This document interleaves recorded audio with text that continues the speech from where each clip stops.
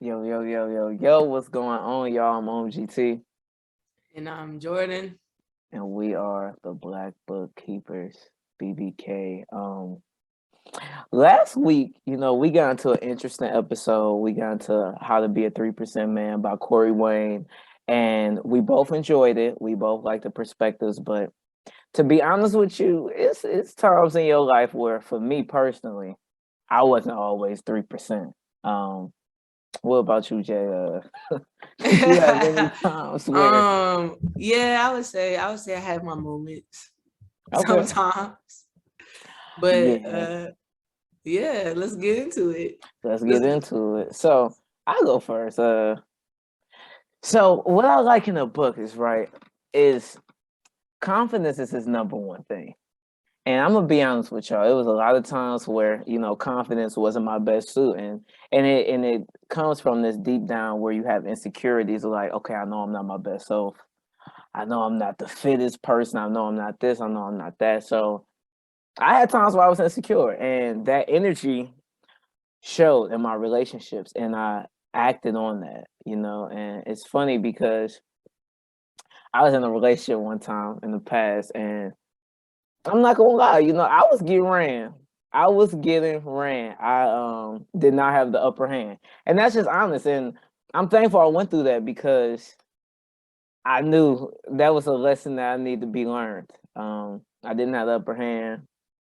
I just allowed this person to kind of really pretty much walk wherever they wanted to. I didn't demand respect and in what sense though? just I allowed like we talked to each other very, very badly. And the reason why she was able to do that because she didn't have respect for me, but to be honest with you, I didn't have respect for myself either. I was doing things I know I shouldn't have been doing, and not in the sense of like infidel or cheating or infidelity, but in the sense to where I'm eating the wrong stuff. My image wasn't as how I needed it to be. And let's be honest, right? I'm a person. I love my woman to look good. I feel like who I date should have that as well. So I was eating like crazy, eating whatever. I wasn't working out. I wasn't really doing anything to boost confidence. So confidence, I lacked a lot of confidence in my beginning stages. Well, but have you ever had a time period where you just wasn't confident or didn't feel like you didn't have the upper hand? I have my moments of being non-confident, but no, your story kind of just reminded me about this. I feel like there's this huge topic going on right now on TikTok about why men cheat, and there's like men saying their side and women saying their side, and then we have the men who are actually wise and decide to dig deep within themselves in their meetings, and they have their reasons on why men cheat.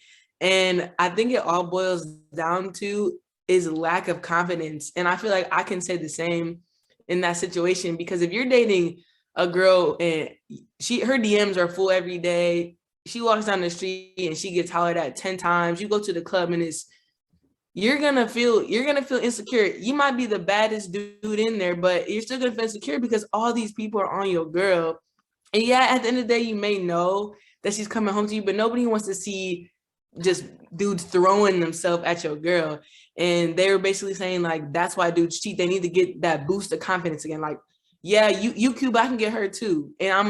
I'm gonna go do it. And I feel like I've had that same situation in a majority of my relationships.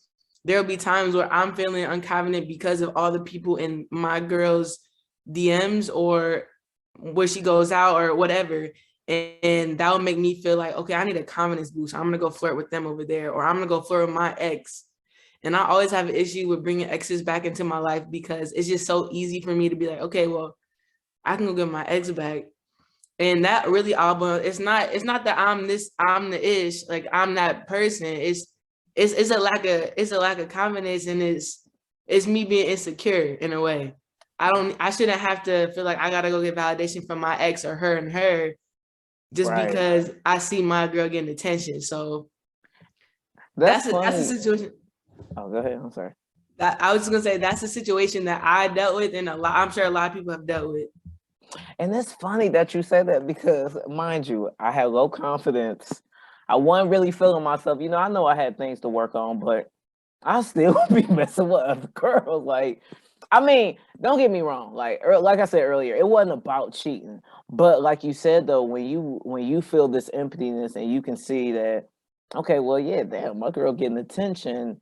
Now I have to feel something. I have to feel this void that I'm feeling, or whatever inside that I'm struggling with. I have to feel. I have to do something about it. And it's funny because when I think about the times I did cheat, it was just like it was just so easy to. It was so easy to. I didn't have morals and standards, and that's just for me. And I know Did you like everybody. cheat? Oh no, yeah, it was. I was cheating. Oh I was cheating. man. But like I said though, it was just because like sometimes I was in relationships with people, and I just felt like, okay, I didn't trust you, but the reason why I didn't trust you because I didn't trust myself, or I just felt like, okay, well, anything can happen, and I can't let you do one me. It was just like a very childish way of thinking, a very low level, low energy, low vibrational thinking, because it was just like I didn't have anything inside, so I had to keep seeking out my outside to find something. Yeah. But yeah, overall though, I feel like confidence plays a major factor, and that's what we liked about the book, right? That Corey went was just like this is a key element. But when you start doing the right things, start working on your image, just being someone that you can trust, being someone that you know that's always going to be there, standing on your word, standing on your ground. I think that those are key elements of building that confidence. Yeah, I definitely agree. And then just as I got older and as I'm currently getting older, I kind of just came to the realization that your partner's going to do whatever they want to at the end of the day.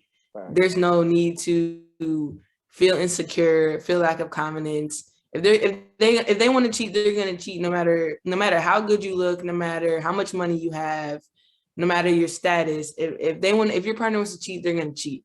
And you kind of just have to realize like all I can do is be my best self, like you said. Do what you got to do at the end of the day. Eat how you want to eat. Work out as much as you can.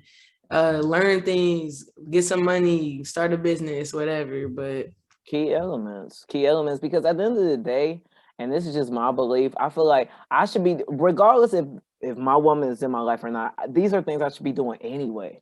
I should want to be fit. I should want to be my best self anyway, because I always think like, okay, if I have a family, I have a wife and I have kids at home, if I'm not, and this is no offense to like people that's bigger, but sometimes I think like I can't help but think like if I was 400, 500 pounds and somebody tried to break into my home, how could I possibly defend my home to the best of my ability?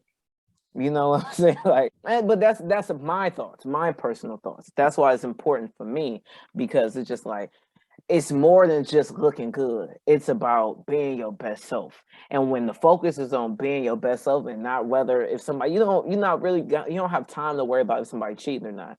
And that confidence ensures and relays over to your woman. yeah, exactly. Because And that's what that kind of boils down to, the masculine energy thing that we were talking about in the book. So feeling like you got to take care of yourself regardless if you have a partner or not. That's like masculine energy in my opinion, because we're kind of worried about ourselves and worried about how we can make ourselves better. right, worry about yourselves and like I said, you know, being the head of a household or putting yourself in position to be a head in a household. It's things that's going to fall on you. You're bearing the weight a lot of times, right? And that's okay for me. I don't want my woman to bear the weight that I feel like I should bear, and that's okay. And it works for me.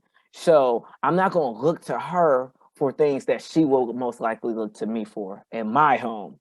And that's why it takes a lot of putting yourself through the ringer, demanding the best out of yourself, doing things you don't want to do, and having a confidence and a focus on important things so that will therefore whatever happens, okay, baby, come put the stress on me. I got this. These shows are strong, okay? The shrugs working. So yeah. But you know, a lot of things going into the book, I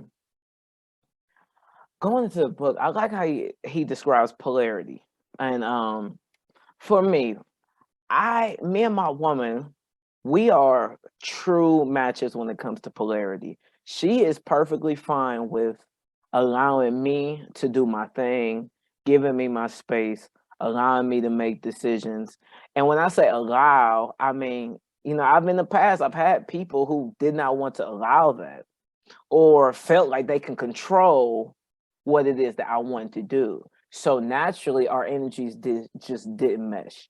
For me, we have to be opposite. I'm not the type of person where I'm like a 50-50 person. I'm not the type of person where, we can kind of be, we have similar interests, but as far as an energy, she loves being feminine. She loves not having to worry about things. She worry about the things she wants. She like to stay in the gym. She like to be cute. She loves to cook. I mean, absolutely loves to cook. I mean, today, before we even got on this call, I was going to get a plate. I looked at the time. I said, hey, I'm gonna need a little time because that's just she's like, hey, come get some food. I know you just got off. Come get some food. These are things she loves to do. So I don't have to worry about too much of different females or anything anybody else got going on or any insecure ideas because we naturally fit in this thing. We're not forcing anything and naturally align. So for you, like, what is the importance of polarity in your relationships? Yeah, so not just mine, but any relationship, it's scientifically proven that there has to be a polarity, a masculine and a feminine energy, or just eventually it's gonna not work. And so with me dating women, then also the same thing applies. We both can't be too much in our feminine and we both can't be too much in our masculine. I feel like I'm naturally masculine, just based off of my mindset. So kind of what you were explaining earlier, like you kind of want to put the weight on yourself. And I'm kind of the same way in relationships. I feel like eventually I want to be the one taking care of 100% of the bills. I'm gonna be honest, that's a goal of mine. Yeah, for Or sure. yes, For certain sure. things like that. I don't want her to have to be worrying about certain aspects. So for that, I would take on the masculine role in that. And then also I would need her to be in her feminine. I don't need somebody who's gonna bump heads with me. Like you Right. said, you had relationships where it just wasn't there. Same thing. I don't need someone bumping heads with me, always trying to one up me, because I think that's just gonna create a toxic environment. Mm. So just allow me to lead basically to the best of my ability, because I'm not perfect. I'm gonna have my moments.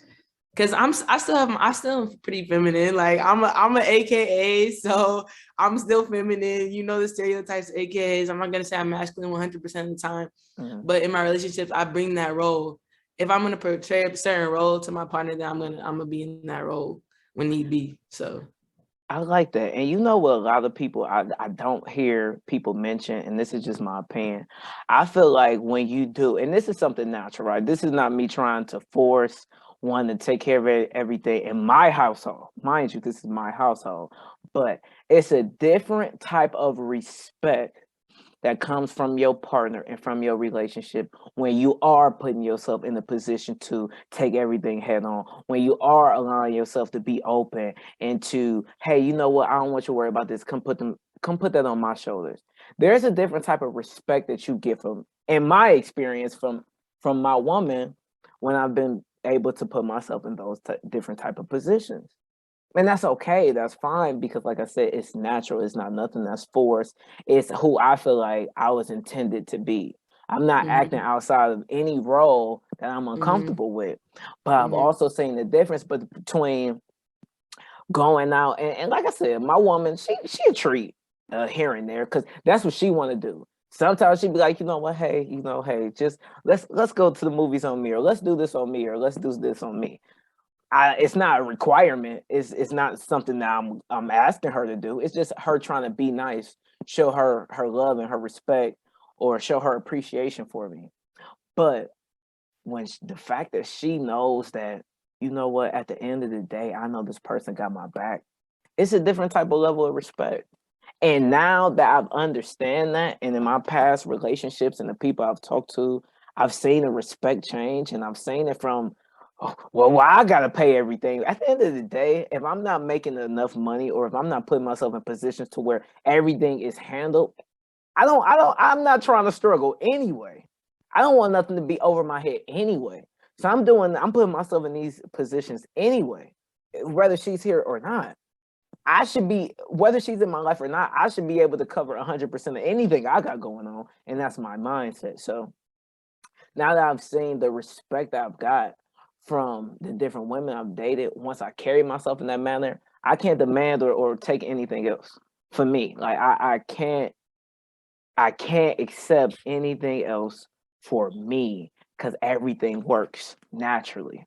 So how would you say you deal with disrespect? Because I feel like in this relationship is the healthiest relationship I've ever been in. But Same. there's still moments where I feel like I'm not being respected as I should. Mhm. And I mean, we can even relate this back to the book. He talks about basically being able to walk away and mean it.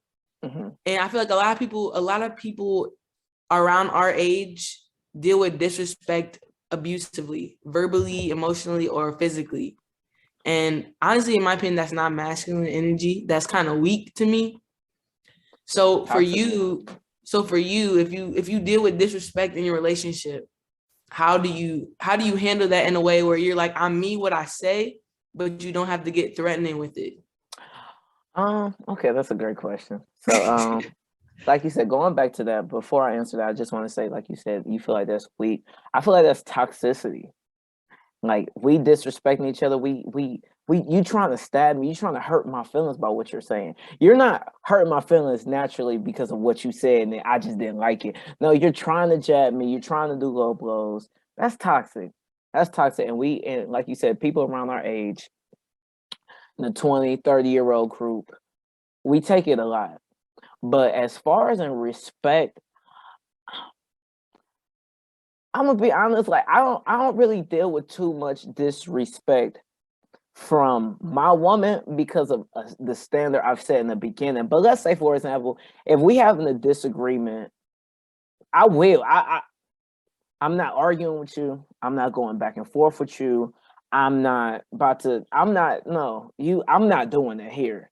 So I think the only way I best would take it, or in my experience, I don't talk. I ain't got nothing to say. Silent treatment, silent mode. Yeah, You gonna be yeah. arguing with yourself. I'm not. I got stuff I gotta do. I don't have time. I mean what I say, and like I said, I'm not an asshole. Like I'm gonna give the opportunity to. Okay, if we having a disagreement, what is it that we really disagree about? I'm not gonna try to hurt your feelings. I'm not gonna say anything that's gonna make your day worse. But if you trying to raise your voice at me, you already know I'm not stepping in that here. Or you are okay. You know what? I'll talk to you later. Damn. I think that's the best way to handle it, because you're not being aggressive, but you're letting them know, like, if you talk to me this way, I won't be speaking to you. Right. And your partner's gonna miss you. They're gonna come back, like they're gonna be like, dang, I shouldn't have said that. When they're alone and you're not speaking to them, they're gonna come back and say, okay. And they're gonna think about what they did. And I think that's extremely important. I feel like that is actually a pretty healthy way to resolve the issue. Of course, I feel like that should be after, you try to communicate it out, but And I think that's a good way to go about it. And I personally, I'll be honest, I can get pretty angry. I have anger issues sometimes.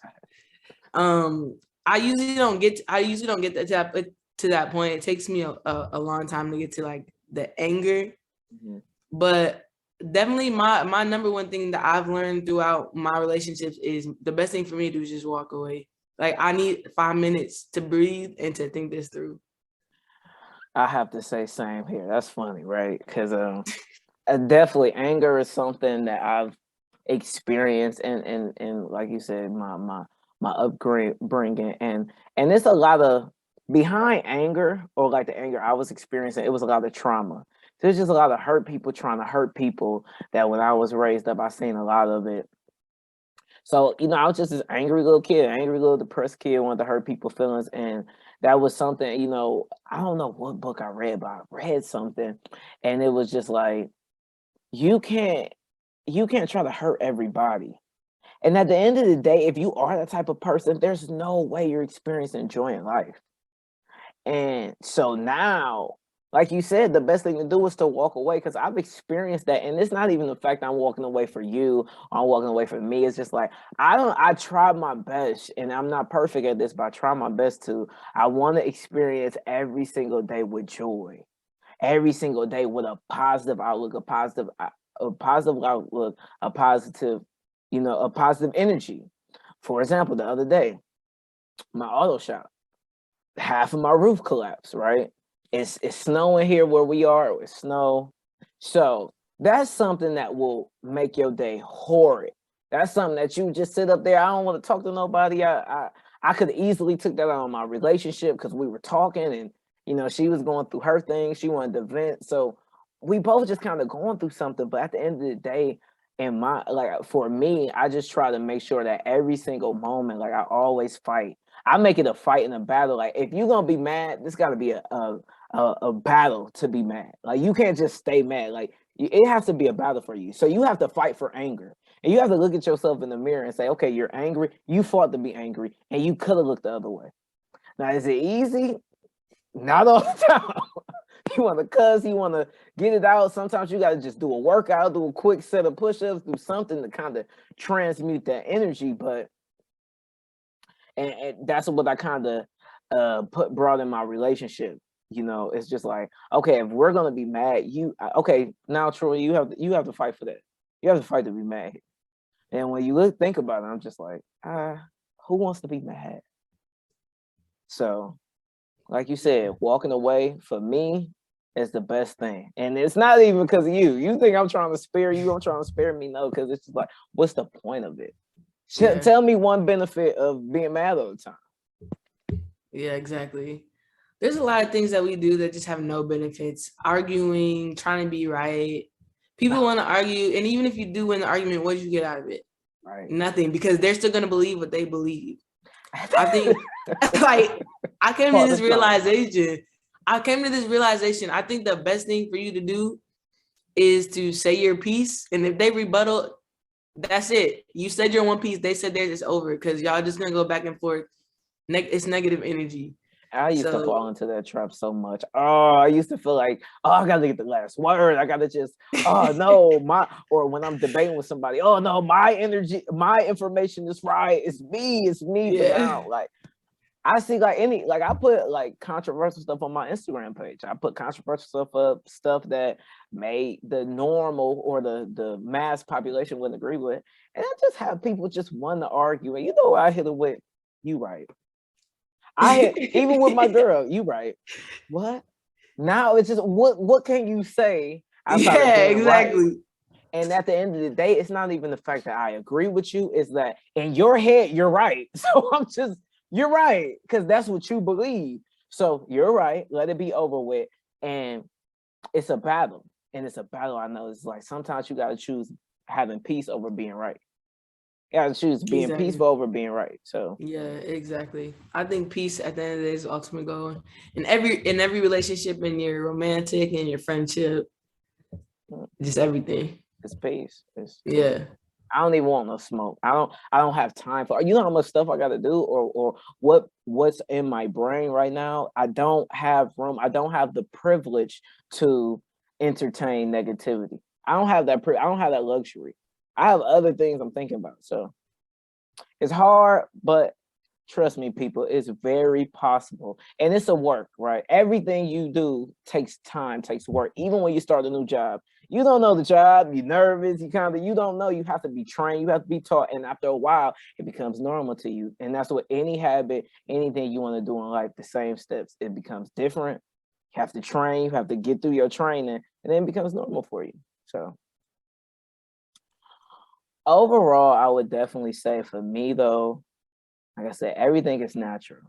And that's why, in my vetting process, when I was, dating, and when I experienced the woman I'm with now, we had to mesh. Everything has to make sense in my life now.